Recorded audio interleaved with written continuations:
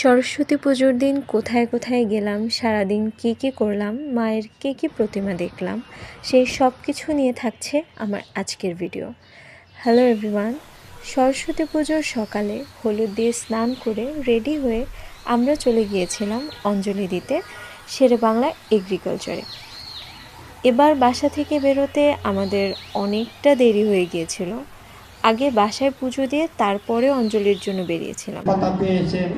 এগ্রিকালচারে যাওয়ার পরেই দেখলাম অঞ্জলি দেওয়ার জন্য প্রিপারেশন চলছে। ঠাকুরমশাই গঙ্গা জল ছেটানোর পরে শুরু হয় অঞ্জলি দেওয়া।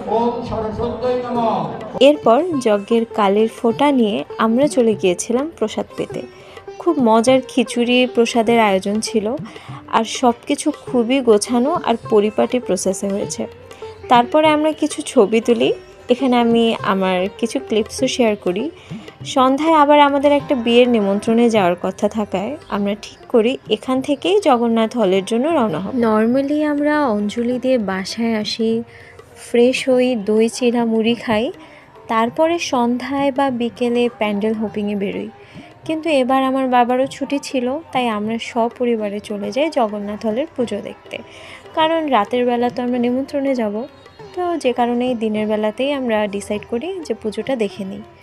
রাস্তায় কোনো ভিড় বা জ্যাম না থাকলেও হলে পৌঁছানোর পর এক বিশাল সিরিয়ালে পড়ে গেছিলাম। বেলা বাড়ার সাথে সাথে যেমন রোদের তীব্রতা বাড়ছিল, তেমনি বাড়ছিল মানুষের আনাগোনা আর প্রচুর গরম। আর সত্যি বলতে জগন্নাথ হলের পুজোতে মানুষের ভিড় হবে না, এটা ভাবাটা বোধহয় বিশাল ভুল। যাই হোক, এই সিরিয়ালে দাঁড়িয়ে আমি আশেপাশের কিছু মুহূর্ত ক্যাপচার করে আমার ফোনে, সেগুলোই আমি আপনাদের সাথে শেয়ার করেছি এখানে। তো সিরিয়াল, ভিড় আর গরম এই সব পার হয়ে আমরা ফাইনালি এসে পড়ি ভেতরে। রাস্তা শান্ত, কিন্তু হলে ঢোকার পর মনে হলো এক ছোট্ট মেলার ভেতরে ঢুকে পড়েছি।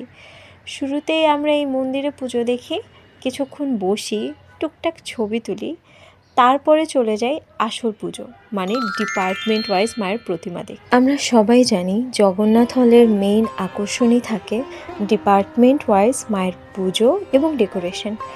প্রতিটা ডিপার্টমেন্টের ডেকোরেশনসই খুব সুন্দর আর ক্রিয়েটিভ ছিল।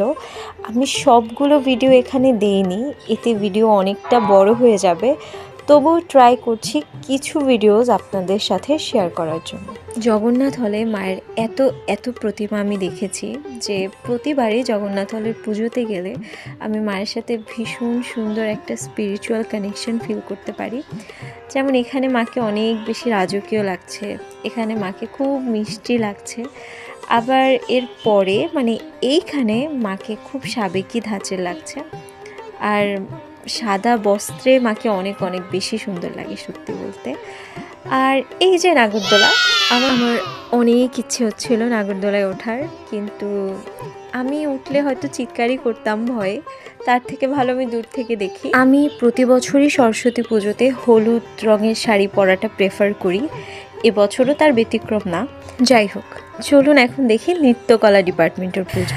আমার কাছে সব থেকে সুন্দর লেগেছে নৃত্যকলা ডিপার্টমেন্টের পুজো। মায়ের রূপ খুবই নিখুঁত করে ফোটানো হয়েছে, আর এই মলিকুলার ইঞ্জিনিয়ারিংয়ে আমার কাছে মাকে খুবই মিষ্টি লেগেছে। আর সত্যি বলতে কি, ভাষায় প্রকাশ করা সম্ভব না, তারা এত ক্রিয়েটিভলি মায়ের চারপাশটা ডেকোরেট করেছে, যেটা আমি দেখছিলাম আর মুগ্ধ হচ্ছিলাম যে এত সুন্দর আইডিয়া কি করে আসে তাদের মাথায়। আর যেহেতু শুরুতেই বললাম যে একটা ছোটোখাটো মেলার মতো ছিল, তো খাবারেরও অনেক আইটেম ছিল এখানে।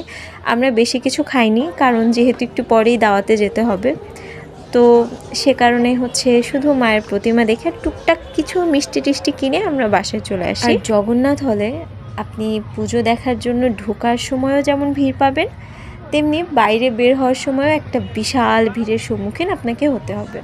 আর এই ভিড় ছাড়া আসলে পুজো জমে না সত্যি বলতে।